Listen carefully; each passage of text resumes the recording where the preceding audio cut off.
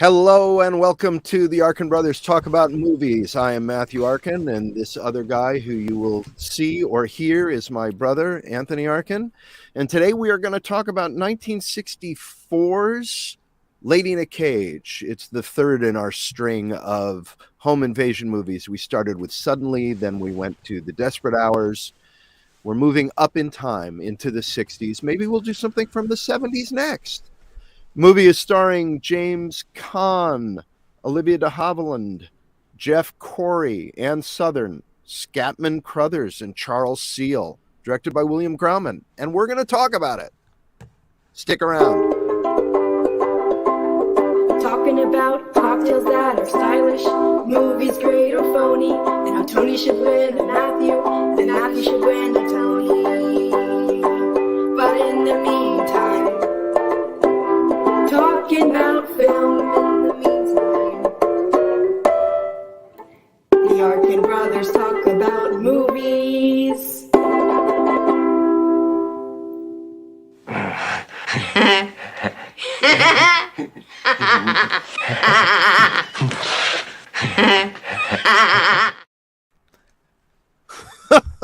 Oh, wow. None of that says it. That's the show, ladies and gentlemen. Thank you for joining. Yeah, that was like that was my morning. Actually, that's the best description of the movie you could come up with. Yeah. How are you? I'm good. I'm wondering what's behind you. I don't. You have an amazing background. Yes, it's Mr. Fried Egg Eyes from The Outer Limits, from an episode of The Outer Limits. And it actually does have relevance to today's show. Guaranteed to make me irresistible. Yeah, there you go. Fried egg eyes are irresistible. I will discuss its relevance later in the show when we get to trivia. Terrific. All right, yeah. Great. But it will all become clear and make sense. Well, I doubt that, but but we'll try. Yeah, well, nothing I do lately makes much sense. Believe me. Oh, I just repent. Yeah, and I need to definitely need to. So, how you doing? What's going on in your life? What's going People on? need to catch up with us. They need to know. They need to know what's going on. They certainly didn't come here to hear us talk about movies. That's for sure. No. Why? What can I say?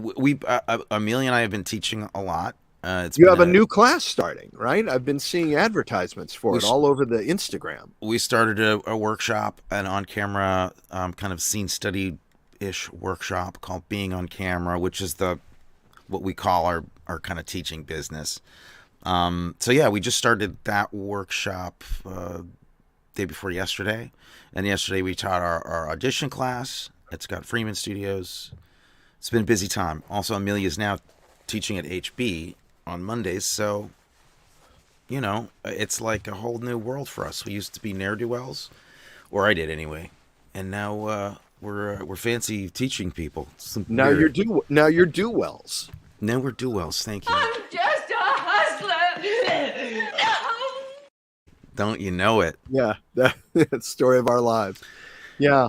I've got the teaching thing going on too. I had an open house for my new class on Tuesday night. Looks like it's going to be full up. I may actually be turning people away. Oh, that's great news. I saw Instagram things about it as well. Yeah. When does that start for you? I'm going to have another open house this coming Tuesday, and then the actual class will start on May 2nd. Okay. And people seem to really be into this vision that I have for what I want it to be. I want it to be more of a salon than a class. So rather than focusing on one thing, I want people to be bringing in what they want to be working on. If you want to be working on your on-camera audition technique, fine. But I'm hoping people, and a lot of people expressed interest in, doing some deeper dive work into some technique and really working on scenes from plays and right. Wow. Doing actual acting work rather than how do I get a job work. So are you hiring teachers right now for that? Yeah, hiring teachers for that. Yeah, because I clearly don't know anything about that. No, but my feeling has always been that the better the better you are as an all-around actor, the more you can bring to your actual auditions, rather than just learning how to audition well and then not knowing how to do a job when you show up on set. I don't think that's a way to career longevity or depth or breadth. Yeah. So, and Jeff Corey would agree with me because he was a renowned acting teacher. So I understand. And you can tell by his performance in this movie, riveting, which we will get to. It's riveting. The other news I have to say, and I haven't figured out how to make this happen yet in real life. I'm trying to figure out how to get maybe just getting a tattoo on my forehead of the little blue check mark. I want to get the little blue check mark because I am Instagram verified now. Why? I've got that coveted blue check mark next to my name on Instagram. I'm very proud of myself. Okay. I don't know. I thought that was a Twitter thing. I didn't know that bled over into other platforms. But no, it's on Instagram as well. And it used to mean that you were, I think it used to mean that you were a person of note or a celebrity. They have clearly changed the requirements. And not just because they let me in, but I believe they actually have changed the requirements. And really all it means now is that I think that you have been verified to be you. So nobody could impersonate you. Nobody is trying to impersonate me. I don't think anybody would ever try to impersonate me. And if somebody was being mistaken for me, I think they would be going out of their way to make it clear that they were not me. I think let's clear this up, though. I think that it means that nobody who doesn't work for Instagram could impersonate you. I'm sure somebody that works at Instagram could impersonate you in a heartbeat. Yes, they probably could. They would. What are you afraid of? I'm afraid of being identified, Dad. Quick question. What are you watching lately? Anything notable? What am I watching? I'm really not watching a ton of new stuff right now, like as per usual. I'm, because of this podcast and because of Rated P for Paranormal podcast, I end up watching a lot of older movies or classics or things I've seen before that I'm revisiting. I do that for class too, right? And also added to that, like just throwing gasoline on the fire. I recently read the new Tarantino book, Cinema Speculations, and I'm kind of a avid listener to his podcast called Video Archives, which he does with Roger Avery and Roger Avery's daughter, Gala, which is a fun, really great podcast if you want to nerd out like heavily on this stuff. And so the list of movies that they go through is huge. And so I have I am just kind of plodding my way through just an incredible treasure trove of titles that I've just not seen, in some cases not even heard of. So that's kind of what I'm doing. I've seen I saw a movie called Joe, from 72, I think. Yeah. With Peter Boyle. Yeah, I remember that. Hi Mom from Brian De Palma from the early 70s. Great movie called Hennessy. I mean, we're cribbing from their podcast. I don't want to do that, but that podcast is a really, really fun way to get new titles and new stuff to see. So I just haven't been seeing new stuff. How about you? Sounds like a much better podcast than ours. It is. Tell our listeners you should go listen to that. Skip ours and go listen to that podcast. Yeah. Why not? I mean, I don't. I'm watching on Netflix this show Beef, which is not a cooking show. Okay. And it's not a show about animals. It's the word beef as in the meaning of I have a beef with you. Gotcha. Yeah. And it's pretty spectacular. Sophia, one of our producers, Sophia, her very good friend Ali Wong is on it. Ali Wong, who was on Paper Girls with Sophia. Right, Am I correct? right. Am I correct about that, Sophia? I believe. Yes, Well, that sounds familiar to me. I can see Sophia nodding in the green room. playing a very different character than she played on Paper Girls, and she's really terrific on it. A wonderful cast in that show, and really interesting creative writing and great performances. So worth watching. Definitely. Check it out. I'll write that one down. I'll check that out. And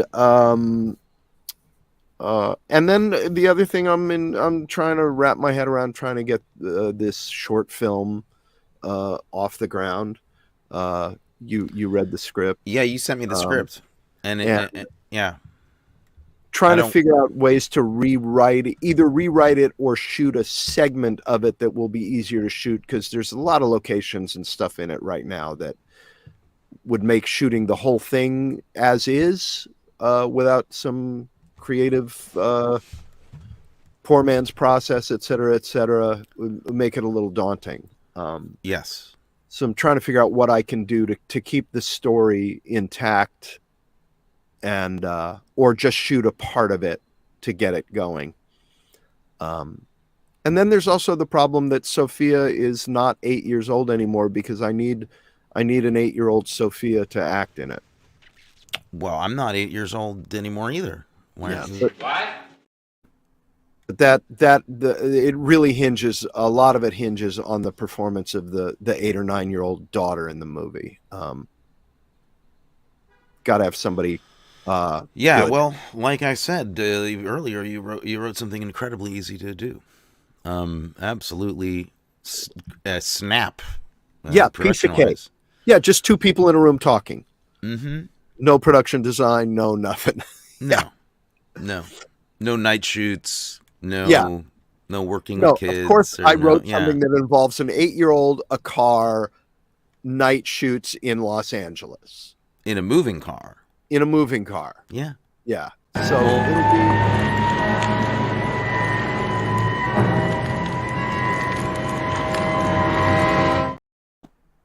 Yeah. It'll be a piece of cake. I love the script. I love it for what it's worth. I think it's great. And I think that it would be awesome to shoot it as is. I know that's going to be a hard thing. So I know why you'd be kind of trying to simplify matters a little bit, but I think it really works the way it is. David Gregory is asking, no gun? Yeah, no, there is no gun in the movie. That's one thing I tried to make easier for myself. Die!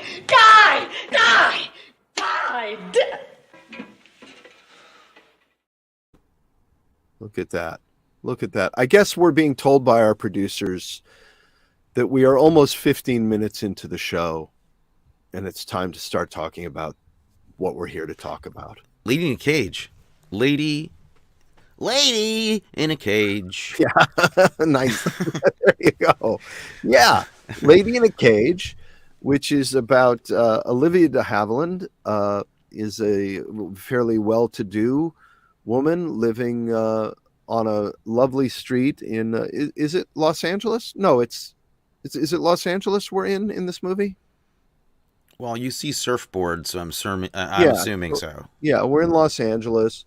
She's a well-to-do lady living in a lovely two-story house with her son, who you get the feeling she has very much coddled and sort of controlled. And the morning of the movie, he's leaving, never to return. Okay, I have to stop though. This is a good description, but I'm going to stop and start as we go. Okay. Because I find it fascinating. This is a completely different description than I would have made, because you described things in a certain way that already I'm like, really? It's a nice house? Really? The thing about the relationship between them at the beginning, I thought they were husband and wife. And I think that's you're supposed to.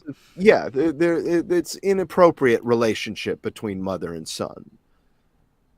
Very inappropriate relationship. Well, by the fact that at first you meet what you think is a couple with a very young husband and a somewhat older wife, and that he's leaving, and then not until quite a bit later do you realize that no, that was her son that left.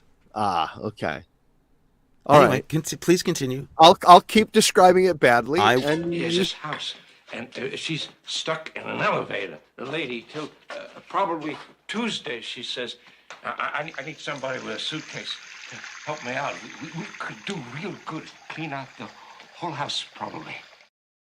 That was from our first meeting about this podcast. Yeah. So Olivia de Havilland had broken her hip a while ago, and she's still on the mend. She's got a cane, and so they've had an elevator installed in the house to take her from the first floor to the second floor. And her son writes a letter: "I'm leaving, never coming back. Goodbye, Mom." Leaves it for her. He pretends he's just going away for the weekend. He leaves. It's a heat wave. She's in the elevator. There's a power outage. She's stuck in the... Yes, there she is, stuck in the elevator. And a bum, played by Jeff Corey, sees the emergency bell going off, comes in and investigates, sees lots of stuff he could steal, lots of booze. And then some very wild, bad kids get hip to the idea that there is a house that can be ransacked, and everything goes to hell, and she's stuck in the elevator while people are invading her home and stealing stuff. And maybe gonna kill people. Add something to this. Help me here. No, that is okay. I'm just trying to give the factual setup. No, that's a description of the plot, which I find interesting, because any description of a movie like this, as dry as you think it is, ends up slanting it one way or another. Well, one of the things I found interesting, which we'll get into, is there are 2 points of view, in my mind, there were 2 completely opposing points of view crammed into this movie. It was as if there were a group of people who made the movie to say one thing about society, and another group of people trying to say something else about society, and both of the things they're saying are horrible. Yeah, I kind of agree with that. I mean, but I don't 100% agree, because I think that might be on purpose. Like, I think what they're saying is that it's a really nihilistic movie. I mean, it's a really, really dark movie in what it's saying. Yeah. Which it's a lot darker than the tone even of the movie, which is pretty violent and pretty messed up for 1964 particularly. It's still way darker than you think it is on the surface of it, because it really is saying that my takeaway from this was that it was saying that we're all completely doomed and we live in hell, and the only temporary safeguard is to create a fantasy in which you just live in a fantasy of being safe, but it won't last long. Yeah, but what I thought was really interesting was that there are 2 types of people who could come see this movie and take away only one thing from it, right? Mm-hmm. You could go see this movie as a 50s, traditional husband-wife image of America, go to see this movie and say, see, the youth of today are these nihilistic, dangerous monsters who will destroy the world. And you could go to see this movie as the youths and say, look at all the old people and how square they are, and the way they've destroyed the world and done this. Not only that, but she literally at the end of the movie calls herself a monster for what she did to her own son. Yes. And so it's literally, it's both sides are depicted as completely monstrous. Right. Both the youth and the establishment. Yeah. There was no like the artists person. and the bureaucrats all are equally corrupt and lying to themselves and not what they think they are, and it's a dark movie. Yeah. There's only one person in this movie who approaches, maybe this is going to be a good person, and it's the guy in the pickup truck who in one scene is in the alley and sees the alarm bell ringing, and you think, oh, he's going to do something, and then the workman who like takes his shirt off, he's having a cigarette, he's and you're like thinking, after okay, the job. Finally a good person. There's maybe a good person. No, I'm just going to drive away. Screw it. Wow. Who cares about the alarm? And then he steals something, right? Doesn't he? Like, I don't know. Does he? I don't remember that. he does something horrible. Yeah. It's like everybody's just horrible in this movie. Well, it no more horrible than something that happens in the opening title sequence, which you've already played. The title sequence is pretty cool.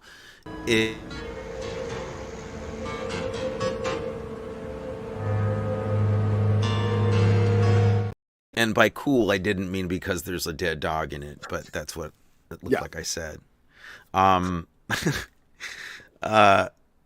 You know, the titles themselves are really like kind of they're reminiscent of Psycho. They're very jarring, and the design is really really cool, but also they're intercut with all these real quick shots that end up in these freeze frames of traffic and people blaring their horns and like kind of a weird urban vibe going on here in this area. Like it feels like a part of Hollywood that used to be kind of fancy but then deteriorated over the years, and now is kind of like a place where there are kind of roving gangs and a lot of like winos and just kind of litter and trash in the street and carelessness and traffic and just like a really bad vibe. Well, what's really Hint 1 minute, slobber the next. the front of her house, you know, we see the front of her house and it's this lovely house, theoretically. But behind it is a crappy urban like it's facade and then crap and ruination and danger right behind that facade in the alleyway. Yeah. And she's kept this home very, very fastidiously. It's very clean, and she's the way that it looks and everything. And slowly, because of these home invaders that come in and trash the place, it's like they bring the streets inside. They bring all of this into the home itself. And it's In my life, I never felt so idiotic in my life. That's her stuck in the elevator. Yep. You know, what's interesting is that de Havilland took this part when Joan Crawford turned it down. Yeah. And you can see this, like, it makes more sense as a Joan Crawford movie because you've seen her in movies that we've talked about. Like, you know, it's similar to Baby Jane. It's got similar qualities to what, Hatchet? No, the axe murdering movie that we did. Yeah, what was it called? Not Frenzy. Oh Sophia's my God. going to tell us in just a moment. Sophia's going to tell us. Hatchet for the Honeymoon. I forget what it was called. Hatchet. Straight Jack. Alouette, gentille alouette, alouette, je te plumerai. Now, here we have Olivia de Havilland taking a Joan Crawford role. Like, this is a very Joan Crawford-y kind of role from that period, right? So, de Havilland takes it, and de Havilland... I don't know that I've ever seen anybody who wasn't really cut out for a job commit and swing as hard as de Havilland does over something that's arguably not a part for her. No, not one day our god Kilowatt left us. Best scene, and for me, the best scene of the movie. They just showed it. Thank you, Leah. I have a list of favorite things. That scene to me, I had to stop the movie and like run around the apartment for a second because it freaked me out so much. Our great god Kilowatt. Yes.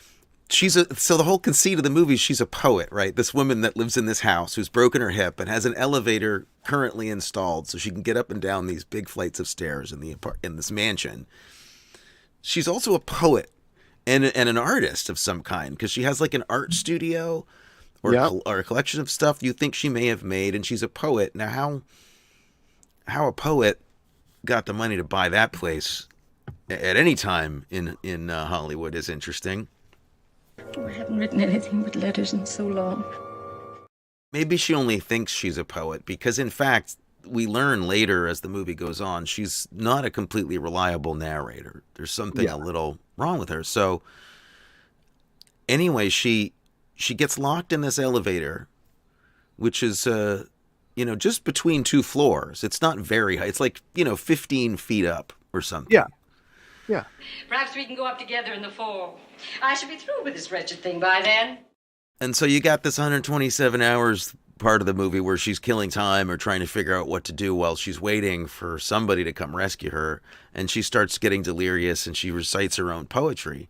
And they have her do a VO of the poem. She's recorded in a studio, but you see her thinking her poem. And Olivia de Havilland makes all the faces of the emotions in the poem while the VO is going on. But lo, one day our god Kilowatt left us. When I say faces, I mean some faces. Yeah, there's some faces. There are some faces going on. I never felt so idiotic in my life. Yeah. She had also, this was another movie that she had taken a role from, not taking the role from Joan Crawford, but assumed the role after Joan Crawford turned it down, which was Hush Hush Sweet Charlotte. Right, that's correct. Yeah. So yeah, she was she'd been a huge star, and then I think was like a lot of women who had been stars in the 40s and were looking for stuff to do in the 50s and the 60s. They were taking these these kind of exploitation movies, really. They were like not that far removed from, Dennis Hopper biker movies and before Easy Rider, like Why? Corman movies. But they had more money and they had a classy star, which attracted people like Jeff Corwin. And then people like, we got to take a moment to talk about the other star of this movie, Marlon Brando. Yeah. They intercut Marlon Brando's outtakes from The Wild One into this movie, created a different character. I mean, it's almost like, an uncredited performance by Marlon Brando. I mean, if you ever wonder what the impact that Brando had, years after Streetcar, you still have young actors just flat out imitating everything he did in the most fetishistic way. It's incredible. So James Caan, this is his first credited screen role. I think it's only maybe his second time in a movie, and he wasn't even credited the first time. And it's a big part. Like, they gave him a lot to do. And you can see him, I think, struggling with this idea of having to play a bad guy. Yeah. He seems that it's really a lot of work to have to play such a bad guy. Yeah. And basically he just said, I'm just going to imitate Marlon Brando. And you can see this is almost his audition to play Marlon Brando's son in The Godfather. It kind of is. I mean, not that this character is anything like Sonny, but you would look at this and go, oh, that's a guy who could be Brando's son. Truly. Clearly. Especially when he puts the stocking over his face, which is my single favorite image from the movie. Yeah. And I didn't have time to research, but I feel like this is an early depiction of a nylon stocking mask, like robbery. I don't know if I'd seen that in earlier times, because maybe nylons were fairly new at that time. You couldn't.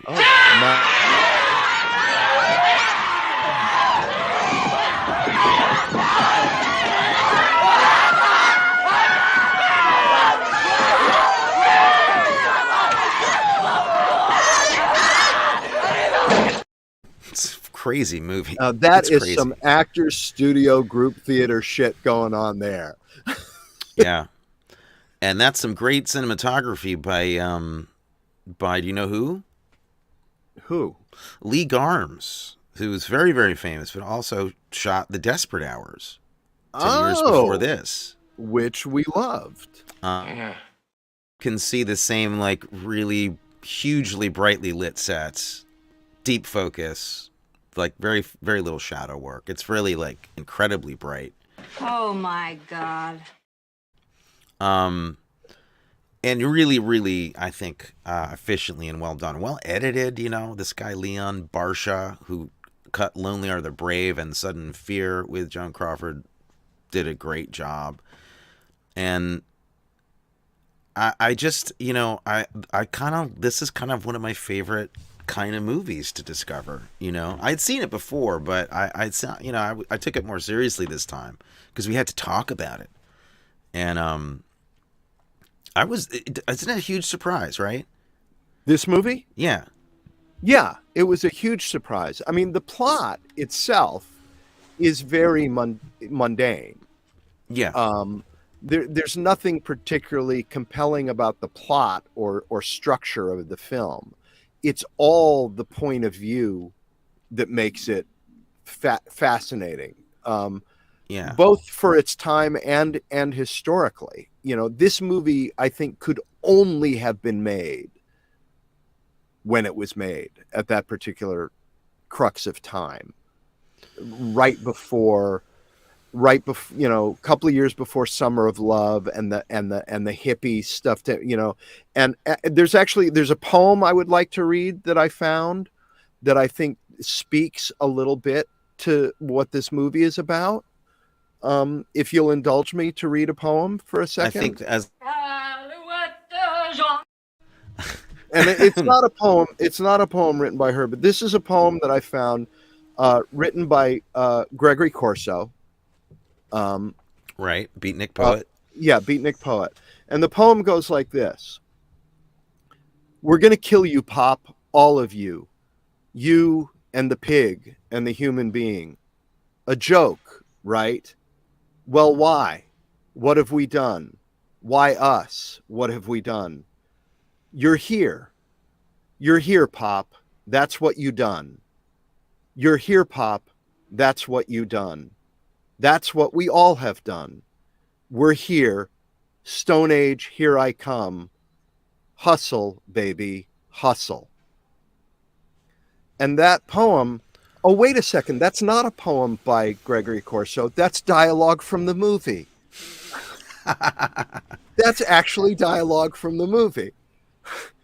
But it reads like a beat poem. Mm-hmm. And so much of the movie is like that. It's this... My name is Randall Simpson O'Connell. Now, it's too bad that you're not going to live to identify me.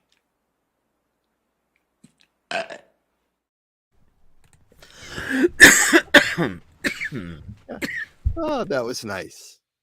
The burping was nice. I like the burping in this. More burps. The burping, pardon me, I'm having a coughing fit. All right, I'm going to sing. Alouette gentille to me. Are you okay now? Yeah. Are you praying at my door? I'm having allergies that flare up once in a while because it's like seasonal. And thank you so much. Thank you. Millie just handed me some water. Sometimes it feels like a gnat flies, just hits your trachea and you're like, what? Ow. Stephen Jules Rubin says that the poem reminds him of Eddie Murphy, CILL, my landlord. I agree with that whole beatnik. That was a really well stated thing you just did. That it is like a Gregory Corso poem, and it really makes me like this movie even more. I don't think it really ever got respect when it came out. But you also made another interesting point about, the plot is really not the point, but it's a great script. It's not about plot at all. It really isn't. But it's a great script with really interesting, kind of modern, problematic ways of dealing with these characters, and it's a perfect example of a director, I think, putting their stamp on something, or a team anyway. Lee Garms and Walter Grauman and the writer, who we also have to mention, Luther Davis, the producer and writer. You know what else he wrote?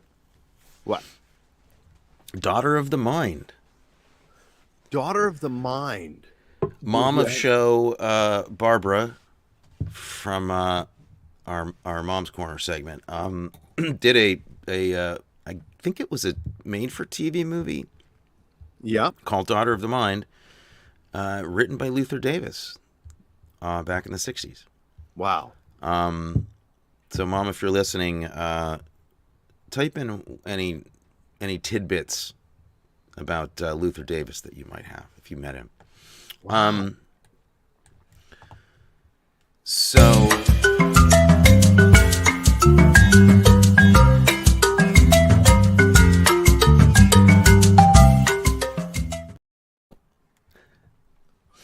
Mom's Corner. Mom's Corner. Mom's Corner.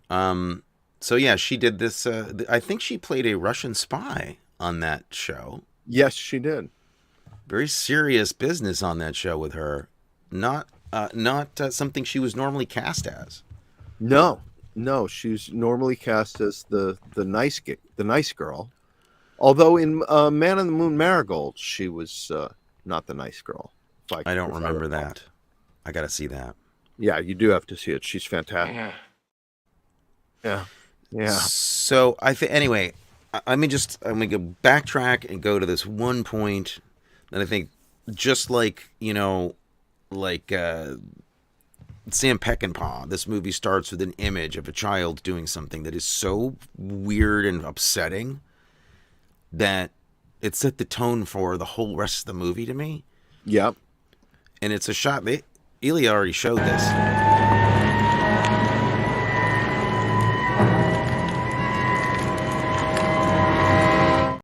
This child is rolling her roller skate up the leg of what looks like a dead man at first. He's not. He's like a collapsed kind of wino drunk in the street, and his leg is bare. His pant leg is torn up, and she's just kind of rolling her roller skate. She's standing there looking at him and just rolling it up and down his bleeding leg. And then they cut to her looking at him, and she's just got this kind of like cold, dead stare, like quizzical, like Michael Myers in Halloween, like just looking at this guy collapsed in the street. That's one of the weirdest shots I've ever seen. That's like one of the weirdest things I've ever seen in a movie. And this happens in the title sequence. Yeah. This is like, it's just a freeze frame, like a weird vignette that they show in the title sequence to establish this community, this place that they live. It's the weirdest town you've ever seen depicted in a movie. Yeah, and as our producers, I was saying, did it take place in LA? Our producers are letting us know that it's set in an unnamed city, but it was shot in LA. Yeah, clearly shot in LA, but I'm thinking that it has to be LA, San Diego, because there's literally a surfboard appears like 19 times in this movie. Yeah, so someone's going to the beach, and it's so maybe it takes place in Pasadena.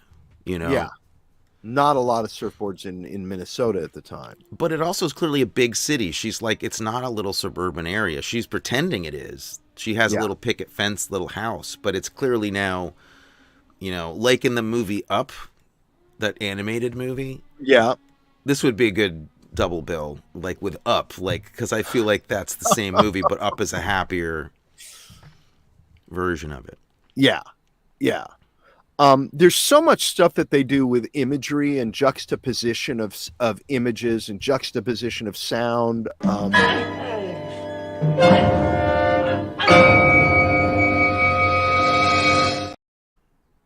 Yeah, that shot of the wino getting killed behind the chair when Jeff Corey gets killed. But immediately after that, we have the church bells ringing. Yeah.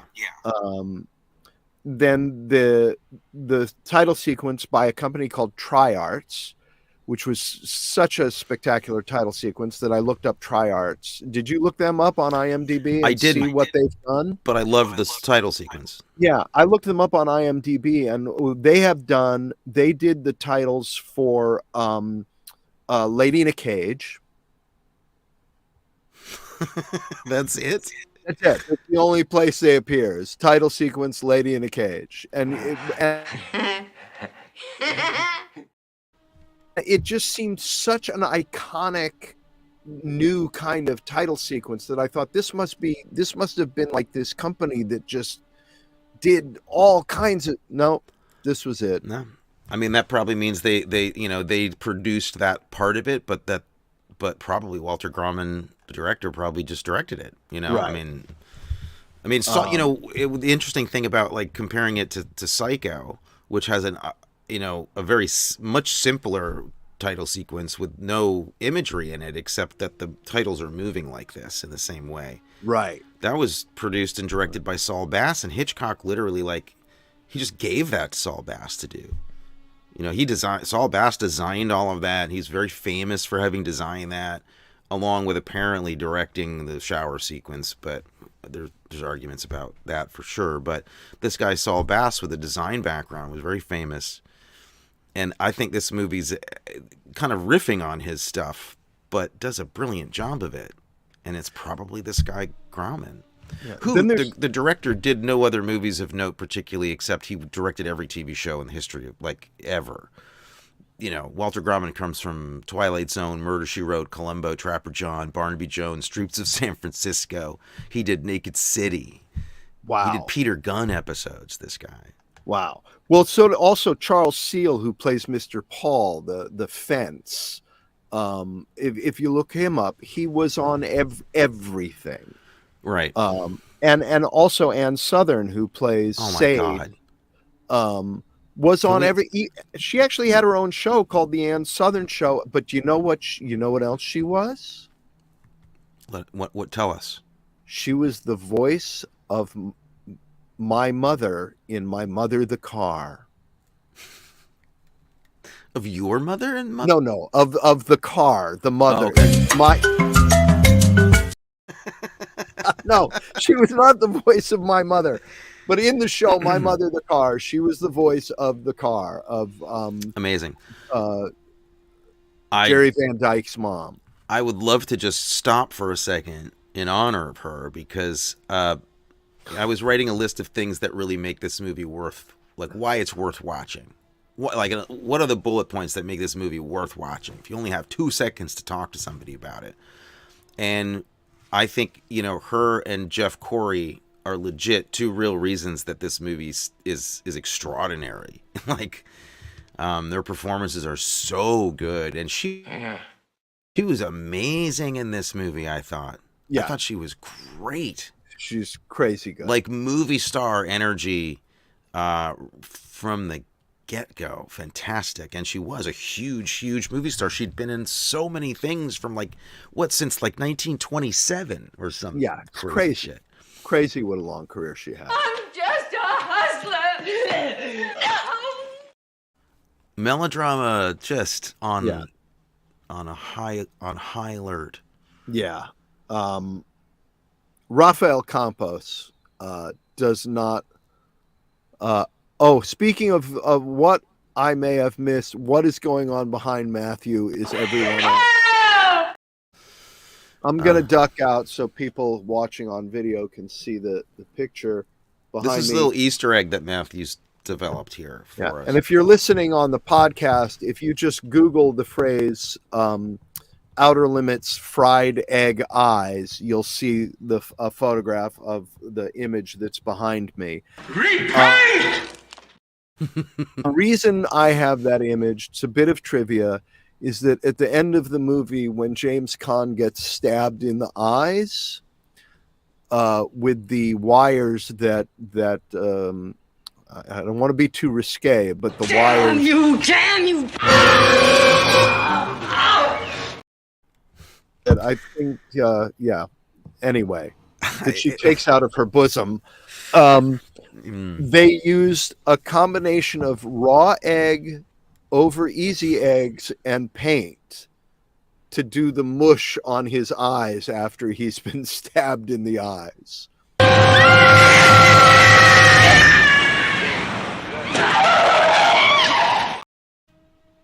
Yeah, I mean, it's a powerful sequence, not particularly. It's not the makeup that you walk away remembering. However, no, but the moment of the head getting run over by the car, that was brilliant. That was and the actually sound pretty brilliant. effect. I want to know how they did the sound effect. What the Foley artist did. What kind of melon they bought at the store? Yeah, because to crush. There is a melon splat sound when his head gets run over. That is. Yeah, I mean, this is a whole this movie. You know, we're talking about what it's about, and I think we did a pretty good job of talking about the things that it's about. But it's also about violence, just flat out, almost as much as any movie I've seen. It's really.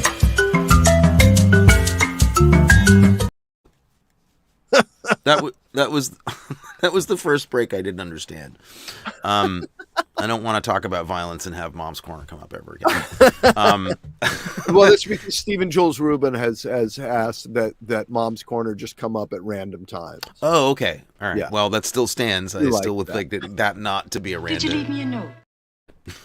as I start to talk about violent beatings. Yeah. No, that's more our mom sweetly saying, "Did you leave me a note?" Yes, exactly. So Die! yeah, it's so violent. Honestly, like she's okay. This is 1964.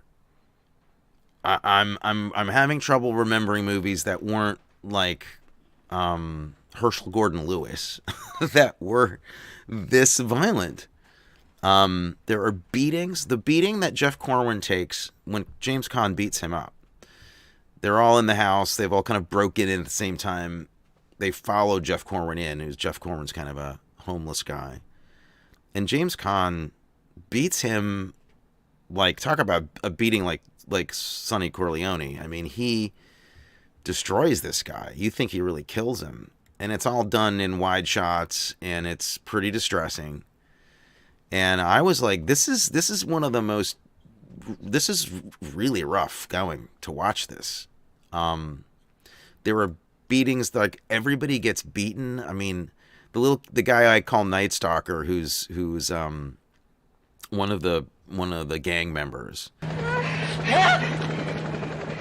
is out of his mind, who's like clearly on stuff and out of his Raphael mind. Campos, yeah. He gets beaten by Jennifer Billingsley, and Billingsley gets beaten by Caan.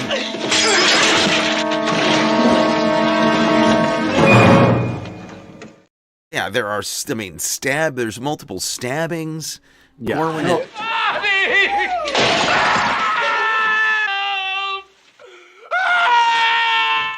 There's eye stabbings twice. There's multiple head traumas, and there's violent falling. I mean, this movie is just off the chain violent.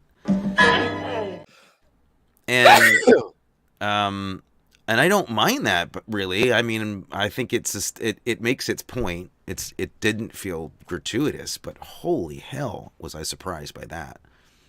Yeah, no, a lot of violence, and some weird sexual stuff too. You think so? It's slightly weird sexual stuff when she's in the bathtub, and Caan makes Raphael Campos look at her naked in the bathtub, and says, "Go on, get in with her. You want to get in with her? Go ahead." Yeah. And then she puts makeup on his face, and they drown him, and drown him. And then when she starts talking about that they're going to get electrocuted for doing the murder, and she starts talking about the hot seat, and she gets off on it. She gets a sexual charge out of thinking about. Repent 1 minute, slobber the next. And that whole relationship between Jeff Corwin and Ann Sothern is like, he is out of control, trying to molest her through the entire movie. She's, having none of it, of course, but that's weird. And then it is all kind of centered around this weird relationship, this very kind of like Hitchcock relationship in a way between the mother and the son. Right. Guaranteed to make me irresistible. And that's clearly, but when you learn that that's her son, you actually kind of get a little bit sick to your stomach. Like, it actually got me a little bit not like. It was a really effective turn in the movie to when you suddenly realize that this behavior that looked like a bad relationship between a a husband and wife is in fact a bad relationship between a mother and son. Mother and son, yeah. It's really a little creepy. icky feeling. What about any dialogue that's your favorite stuff? My dirty soul.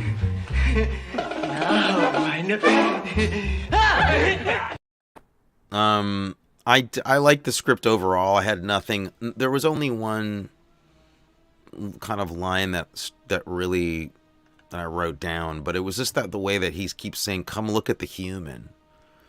Yeah. The way he kind of objectifies de Havilland when she's in the cage, and he calls her the human a lot, which I thought was really weird. Yeah. He says, "We're going to kill you, the pig, and the human being." Yeah. No, this movie is years before Manson, which is a little weird because it feels like it's a response to Manson, and it's years before it. In fact, it's years before hippies. This is like beatniks. That's the whatever, kind of bridge between beatniks and the kind of violent, weirder hippie movement. But this is there was a lot of very creepy Manson-y parts of this too.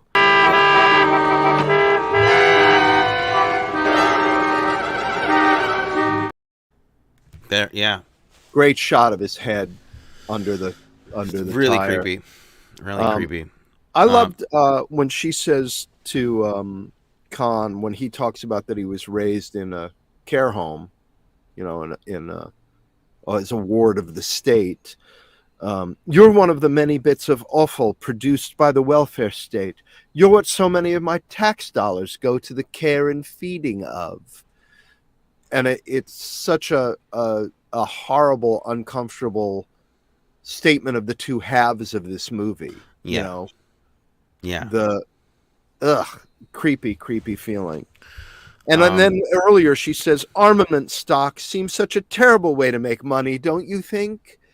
Yeah, and yet she's a poet. Yeah. This movie's angry at a lot of things. Yeah, I read an article about blood sugar and hot days. Orange juice is highly recommended. Yeah, very angry movie. Nobody gets away unscathed in this movie. No one is innocent here. No. But what interestingly, unlike other movies that have a villain, for instance, like Khan, who talks about being the ward of a state, kind of the way that Sinatra does, and suddenly, he talks about a similar upbringing. Suddenly, 10 years prior to this, decides to lean into the humanity so that for a moment you kind of actually have some understanding of Sinatra. Right. That story actually makes you kind of go, oh, wow, this is complicated. This doesn't have that viewpoint. This movie, it doesn't help you understand James Caan. His behavior is so outside of a reaction to that upbringing. It's really, it's a really creepy movie.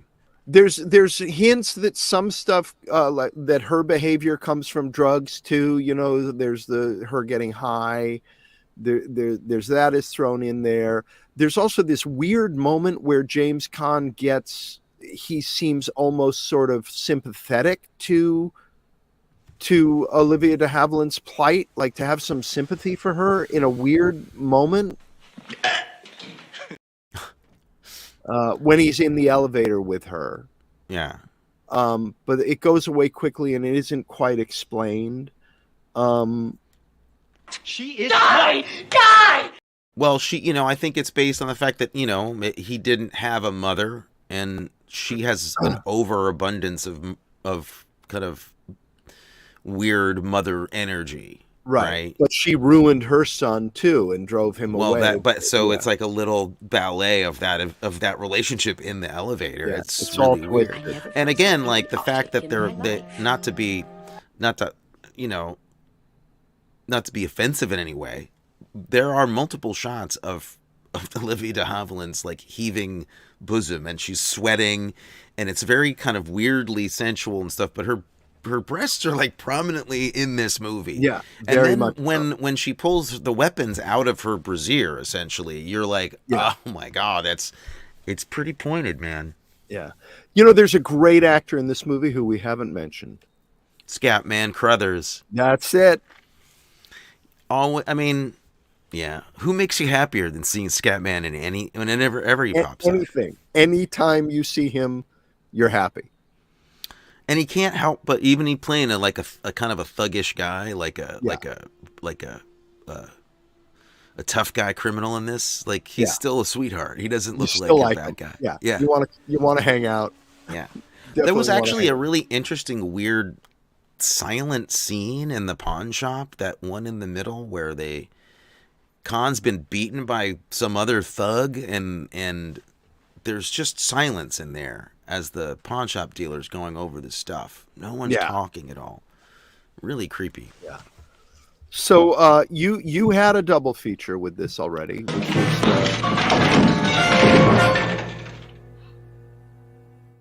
that's a hell of a fall. And I didn't have that was not my double bill. I had that. What I said earlier was just a curiosity, but I have one that I'm gonna go to bat for. Okay. Do you want me to just say it now? I'm ready. Hey. All right. I want to double bill this with the Glass Menagerie. What? What? Oh, because of the mother character, the controlling mother character. Who controls through too much abundance of love and overcaring and stuff. Right. And also a similar thing where just their world is smashed in a similar way that this is smashed. So by over-mothering, you either create a great playwright or a juvenile delinquent who goes on a rampage. Something like that. Those are the two options. Yeah. Okay. That's great. That's terrific. What's yours? Mine, maybe too obvious. Clockwork Orange. Oh, yeah. I mean, there are shots directly from this in Clockwork Orange, and a similar portrayal of the world where there is just no good. All sides are wrong. Everything's bad and it's hopeless. The interesting there's a sequence in this movie or a moment in this movie that reminded me of a moment in the series The Night Agent, which is on Netflix now, that Adam directed a lot of episodes show. And I don't know if you'd had a chance to watch that yet, but there's a moment in this movie where the horrible young woman, Billingsley, starts talking to James Caan about maybe we could have a baby and, go have a normal, nice, that the horrible murdering juvenile delinquent has a dream of an idyllic suburban life married with kids. And there's that same moment in The Night Agent between the two horrible, sadistic assassins. That's interesting. That's interesting. Yeah. Because it has the effect of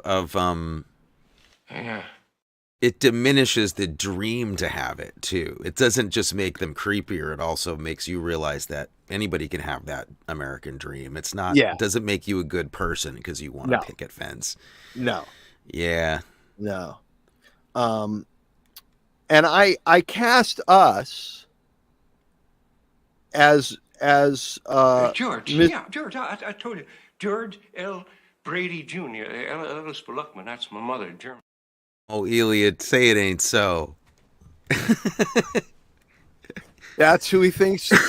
I cast us as Mr. Paul and Mr. Paul's assistant. Either way, we could do it in rep. And I'm Scatman Crothers, and you are the pawn shop dealer, man. That's how I had it. Yeah. Oh, okay. I said we could do it in rep and in one performance. You know what? No, as the director in my version, you're Scatman Crothers. You have too much moral fiber to play Scatman Crothers. Because this guy is what's interesting about that character is that he doesn't really have lines, but he does look at each customer in a different way, and he looks at their goods in a different way, and you can see clearly that he sees through these bad guys, and he doesn't like the way that they've gone about their business, but he'll take it anyway. So that would be me.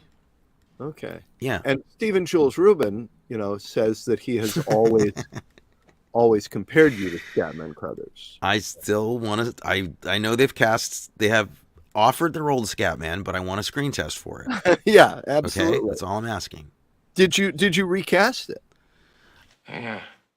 I'm proud of my recast. Okay. Did you recast? Is it a recast from the past? Yes, I did a recast. What is your recast? My recast is the mother is Patricia Clarkson. Oh, good. Okay. I did as if we were doing a real remake of this movie. I gotcha. No, right away. Patricia Clarkson. Great idea. Ansel Elgort as James Caan. Okay.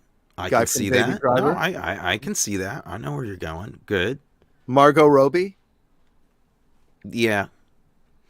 She's going to turn it down, though. She's played too many parts like this already, I think, after, she'd be good. Suicide Squad. But she'd be great. Atticus.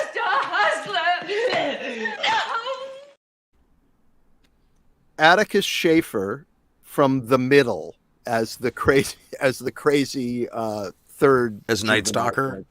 Yeah. I don't know who you're talking about. He's an odd little. Well, I don't know what middle. What is middle? You don't have to make fun of him. For me, I didn't. A TV series. A TV series called The Middle. Oh, TV. TV. What is this thing you call television? This thing. And Jeff Corey, and this is the one I am most proud of. I want to see Willem Dafoe play that role. I really want to see. Big win Willem there. Dafoe That's role. a great idea. That's a great idea. He can use parts of Lighthouse. Yeah. Parts of Wild at Heart. That's great. Yeah. He's perfect. He would for tear that. it up. He would totally tear it up. All right, I love it. I love it almost as much as my own list. So I'm doing a recast from the past, but I'm going to do a special recast. A recast made up entirely of Canadian television actors. Get out of town. So, seriously? As Cornelia Hilyard, the de Havilland part, I want to cast Andrea Martin. Oh my God. I want to cast as Sade, as Ann Southern's part, I want to cast Catherine O'Hara. Okay. I want to cast Rick Moranis as the son, Malcolm Hilyard, who leaves in the beginning. All right. And then we're going to swing over to some Kids in the Hall. We're going to have Mark McKinney play the James Caan part. Oh my God. We're going to have Scott Thompson play the Night Stalker, who was played by Raphael Campos in the movie. And as Jennifer Billingsley's part, Elaine, we're going to cast Dave Foley. Brilliant! That's brilliant. The only remaining character, of course, is the Jeff Corey part, or the Corwin part. Corwin or Corey? Jeff Corey. Corey. Got to bring in like Don Amici, because in the late 70s he was still around, and similarly from a different generation. So let's bring him in. Yeah. So that's my SCTV / Kids in the Hall recast. Another guy who we could see from Canadian TV playing the James Caan role is, I don't know his name, but the lead in Letterkenny. Oh, that guy's great. Yeah, he could do that too. Yeah. But when Mark McKinney plays evil characters, it's one of the funniest things on television. He plays really great evil characters. What about Don? I'm forgetting his full name. Johnson. Father Guido Sarducci as the. As the Jeff Corey part. Now I can't remember his act. Now I've caught it from you. Somebody Don help us. DeLillo? No, not. Don Novello. Not Don. He could be Father. That would be good. Yeah. All right. Well, I think we've covered this. We need to do one more for the quartet of home invasion movies. Right? No, we did. They were both the 50s. Suddenly was the 50s. This is the 60s. This was the 60s. And Desperate Hours was the 50s also. Yeah. So we could do whatever we want. We can do whatever we want. Panic Room, or is that too? Panic Room is She is right. maybe we should just maybe we shouldn't do this on on the show. Not on the show. Okay, We'll we're gonna figure it say Why? Somebody has a recommendation right now that they type in. Yeah. Which we would go consider. ahead and email us. Yeah. Tell us what you want us to do for our fourth movie. So that was it. Great time talking about Lady in a Cage. I'm really glad you liked it. I was really struck by this movie, and Yeah. I'm glad you dug it. No, it's one I'm going to recommend, and we will see you all next week. Elia, take us on out.